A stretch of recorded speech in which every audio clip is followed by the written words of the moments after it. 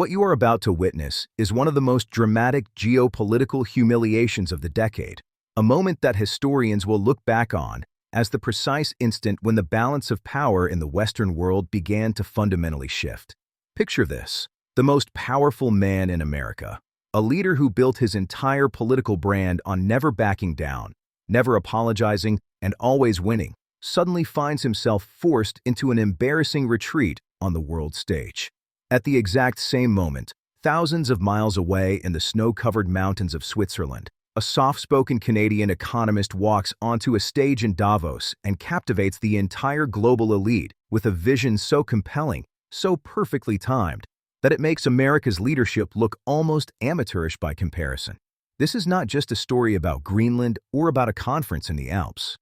This is the story of how empires rise and fall, how confidence shifts from one power to another, and how the world is watching these signals more closely than you could possibly imagine. If you stay with me for the next several minutes, I'm going to break down exactly what happened, why it matters more than anyone in the mainstream media is telling you, and what this signals about the future of American power in a rapidly changing world. Let's start with Greenland, because understanding what just happened requires you to understand why Donald Trump wanted this massive Arctic island in the first place. Greenland is not just some frozen wasteland at the top of the world. It is perhaps the most strategically valuable piece of real estate on the entire planet for the next century of human civilization.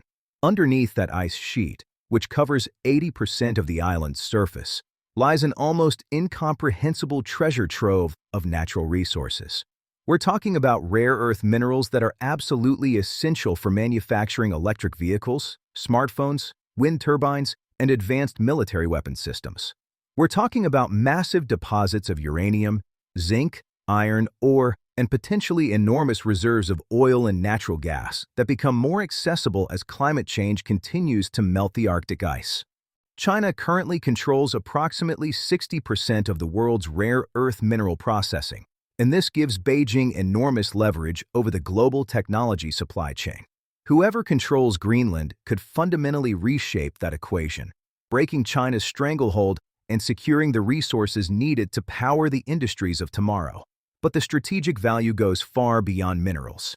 Greenland sits at the intersection of the North Atlantic and the Arctic Ocean, directly along the shortest flight paths between North America and both Europe and Asia.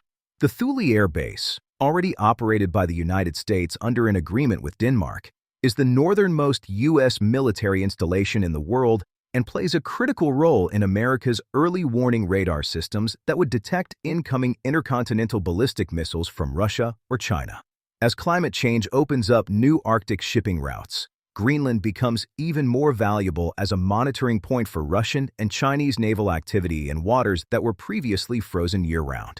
Military strategists have been quietly arguing for years that control of Greenland could be the difference between American dominance and American vulnerability in any future great power conflict.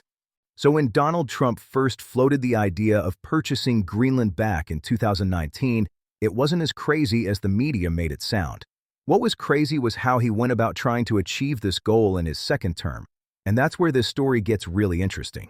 Trump came into his second administration with what can only be described as an aggressive, maximalist approach to territorial expansion. He started making statements about acquiring Greenland that went far beyond diplomatic suggestions. He refused to rule out military force. He began applying economic pressure to Denmark. He suggested that the United States might not honor its NATO commitments to protect Denmark unless Copenhagen agreed to transfer sovereignty over Greenland. He appointed officials who were explicitly tasked with pursuing this agenda. And for a while, it seemed like this pressure campaign might actually work. Denmark is a small country of less than 6 million people, heavily dependent on trade relationships and security guarantees from its larger allies. Greenland itself has a population of only about 57,000 people, most of whom are indigenous Kalaalleq Inuit who have been pushing for greater autonomy and potentially independence from Denmark. Trump's team calculated that by applying enough pressure, by making enough threats, and by exploiting the tensions between Copenhagen and Nuuk, they could eventually force some kind of deal. But here's what Trump and his advisors fundamentally miscalculated, and this is crucial for understanding everything that happened next. They assumed that European unity was weak, that NATO solidarity could be easily fractured, and that smaller nations would ultimately cave to American pressure when push came to shove. What they didn't anticipate was that their aggressive approach would actually strengthen European resolve and transform what could have been a quiet diplomatic negotiation into a test of whether the post-World War II international order still meant anything at all. Denmark's response was not to capitulate, but to dig in. The Danish government dramatically increased its defense spending on Greenland, announcing billions of dollars in new military investments. They accelerated negotiations with the Greenlandic government about increased autonomy, essentially offering the island more self-governance as a way to reduce the appeal of any American overtures. Most importantly, Denmark activated the European Union's collective diplomatic machinery, turning Trump's bilateral pressure campaign into a confrontation with the entire European bloc. The European response caught Washington off guard. France's Emmanuel Macron, Germany's leadership, and even the United Kingdom, which had been trying to balance its relationship with America against its ties to Europe, all came out strongly in support of Danish sovereignty. The message was unmistakable: an attack on the territorial integrity of one European nation, whether military or through economic coercion, would be treated as an attack on all of them. And this is where Trump's famous negotiating style began to work against him. His public threats, his refusal to back down, his tweets and statements about taking Greenland by force if necessary. All of these had been recorded, broadcast around the world, and were now being used to rally opposition against American overreach. Trump had created a situation where backing down would look like a humiliating defeat, but pressing forward would require levels of escalation that even his most hawkish advisors weren't prepared to recommend. The climb down happened gradually at first, almost imperceptibly, in the way that these things often do when powerful leaders need to save face. The rhetoric softened. Statements about military options disappeared from official communications. The economic pressure campaign was quietly scaled back. And then came the moment that crystallized everything: a joint statement acknowledging that any future relationship between the United States and Greenland would need to respect the wishes of the Greenlandic people and operate within the framework of international law. For anyone paying attention to the careful language of diplomacy, this was a complete capitulation. It was an admission that the aggressive approach had failed, that Greenland would not be acquired through pressure or threats, and that America would need to compete for influence in the Arctic like any other nation rather than simply taking what it wanted through force of will.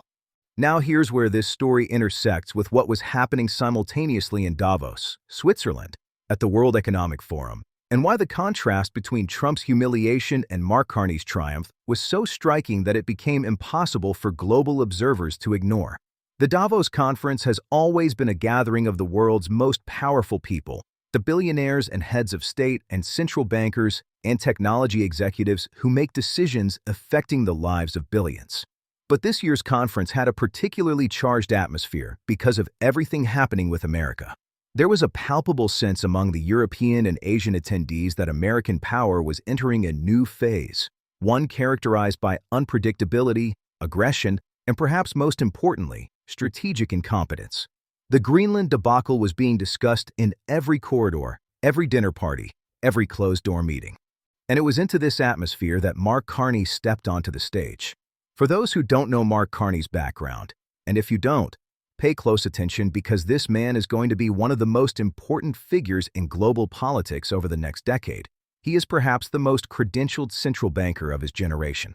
Born in Canada, educated at Harvard and Oxford, he worked at Goldman Sachs for 13 years before becoming governor of the Bank of Canada, where he navigated the 2008 financial crisis so successfully that he became the first non-British citizen ever appointed as governor of the Bank of England.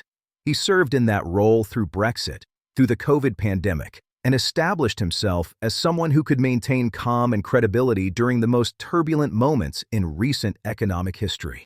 After leaving the Bank of England, he became the United Nations Special Envoy for Climate Action and Finance, positioning himself at the intersection of environmentalism and global capital in ways that gave him influence over trillions of dollars in investment flows.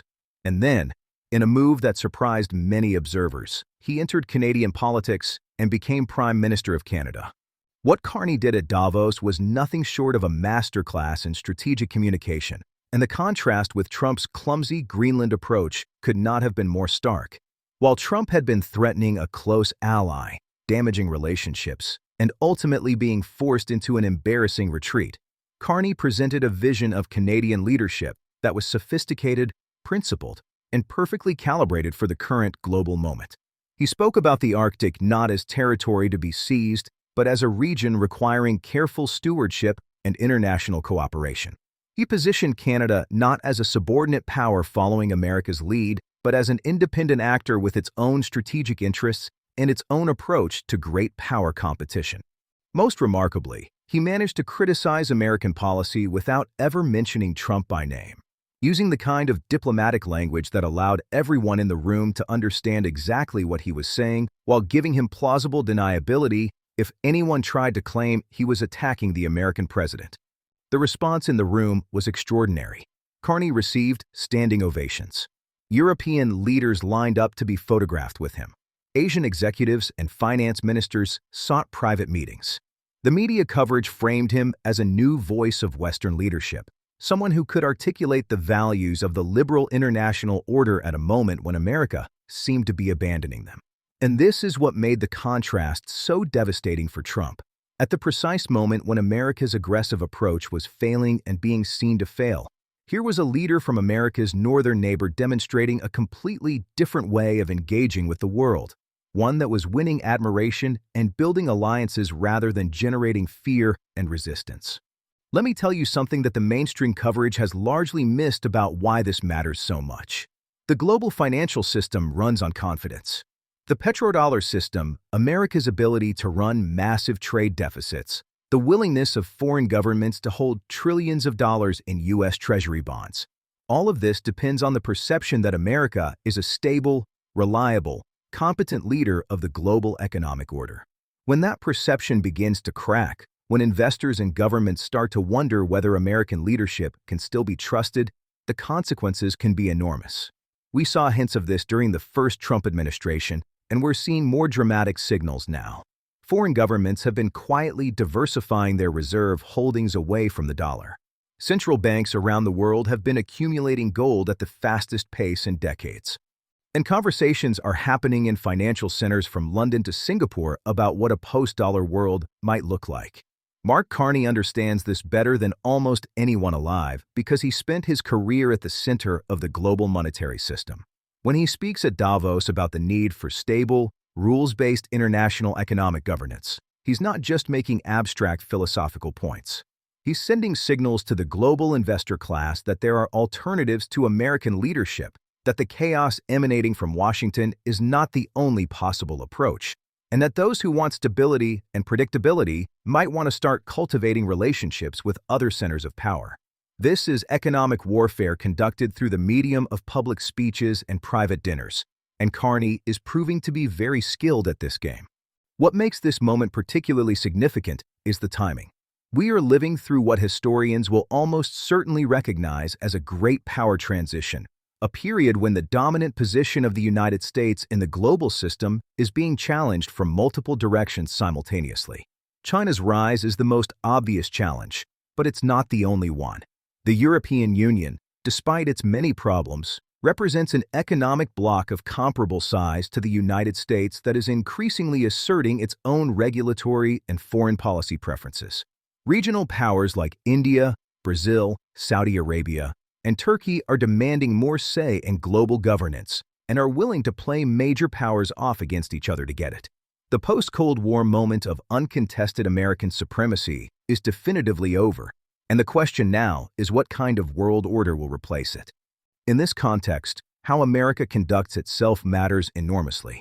The Greenland episode sent a message to the world that America under Trump is willing to threaten allies, disregard international law, and pursue territorial expansion through coercion. Even if the immediate attempt failed, the message was received. Small and medium-sized countries around the world are now recalculating their security arrangements, asking themselves whether they can still rely on American protection or whether they need to start looking for alternatives. European integration efforts that had been stalling are finding new momentum as countries realize they may need to stand together against American pressure as much as against Russian or Chinese threats. The irony is profound. In attempting to make America more powerful by acquiring Greenland, Trump may have accelerated the very decline in American influence that he was trying to prevent. Meanwhile, Mark Carney and Canada are positioning themselves to benefit from American missteps. Canada has always lived in America's shadow, a country with enormous natural resources and a highly educated population, but without the military power or economic scale to truly operate as an independent great power. What Carney seems to understand is that in the current moment, this might actually be an advantage. Canada can present itself as a reliable partner in ways that America increasingly cannot. It can be the safe harbor for investment that is fleeing American unpredictability. It can be the bridge between America and Europe when direct communication between Washington and Brussels has become strained. And it can be the voice of reasonable Western leadership when America's voice has become associated with threats and chaos.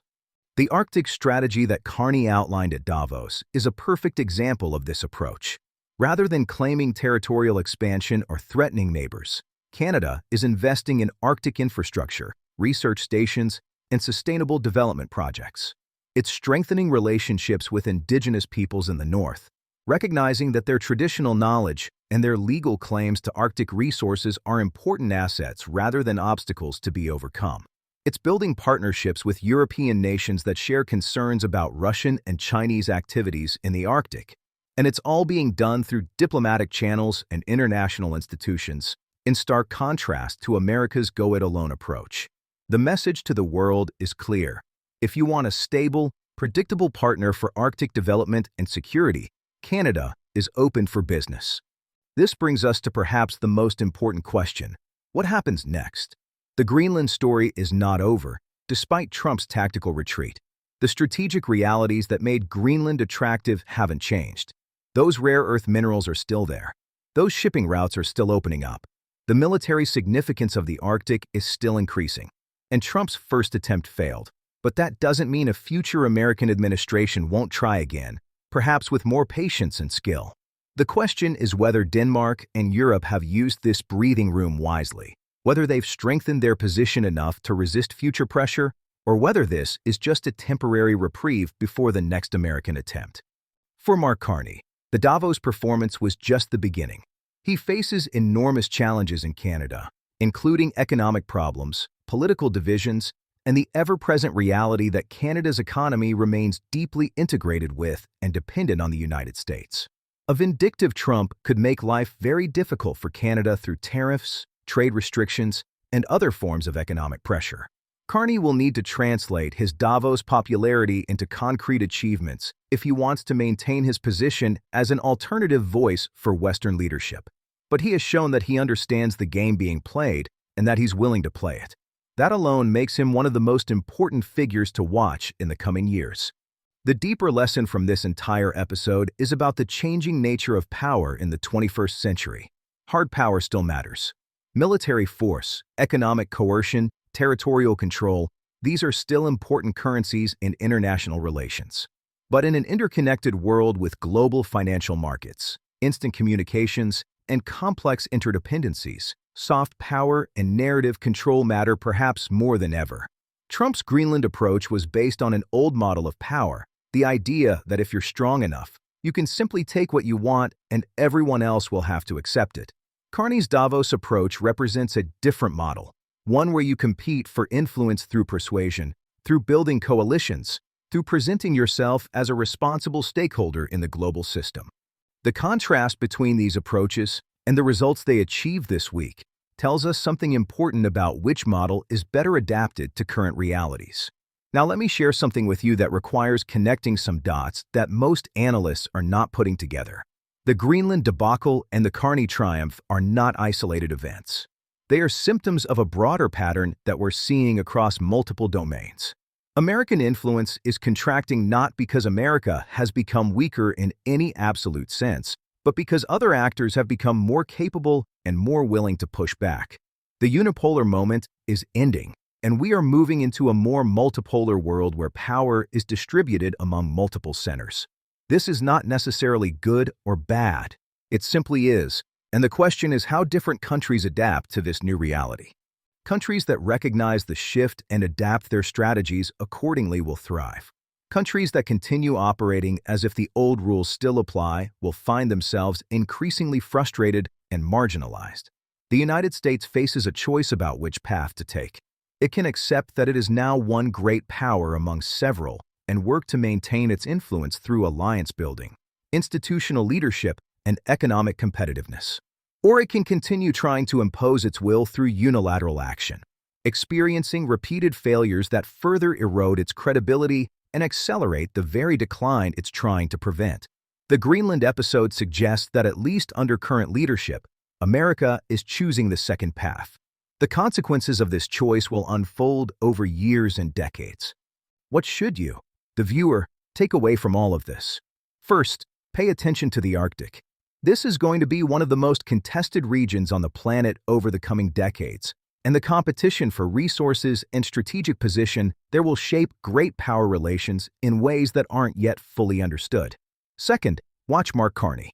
Whether you like him or not, whether you agree with his politics or not, he is emerging as a significant figure in global affairs, and his approach to Canadian leadership represents a model that other middle powers may try to emulate. Third, understand that the era of uncontested American dominance is ending. This doesn't mean America is about to collapse or become irrelevant, far from it, but it does mean that the world is becoming more complex, more multipolar, and more competitive than it has been for the past 3 decades. Finally, recognize that these events are all connected. The financial discussions at Davos, the territorial disputes over Arctic islands, the competition for rare earth minerals, the future of the dollar as the world's reserve currency, the strength of Western alliances, all of these pieces fit together into a single puzzle that represents the future of global power. Those who can see these connections will be better positioned to understand what's coming. Those who treat each event in isolation will be perpetually surprised by developments that were actually entirely predictable. The Trump-Greenland Carney story is ultimately a story about how power is exercised, how influence is built and lost, and how the decisions made by leaders in moments of crisis shape the trajectory of nations for generations to come. We are living through a period of profound geopolitical transition, and the events of this week have given us important clues about how that transition is likely to unfold. Whether you're an investor trying to position your portfolio, a business owner trying to navigate international markets, or simply a citizen trying to understand the world your children will inherit, these are the stories you need to be following. If you found this analysis valuable, if you want to understand these complex geopolitical dynamics in a way that cuts through the mainstream media noise and gives you the real story, then you know what to do. Hit that subscribe button, click the notification bell, and share this video with someone who needs to understand what's really happening in the world. These are the conversations that matter, and I'm grateful that you're here to have them with me. The next chapter of this story is already being written, and I'll be here to help you understand it as it unfolds. Until next time, stay informed, stay curious, and remember that in a world of constant change, knowledge is the ultimate form of power.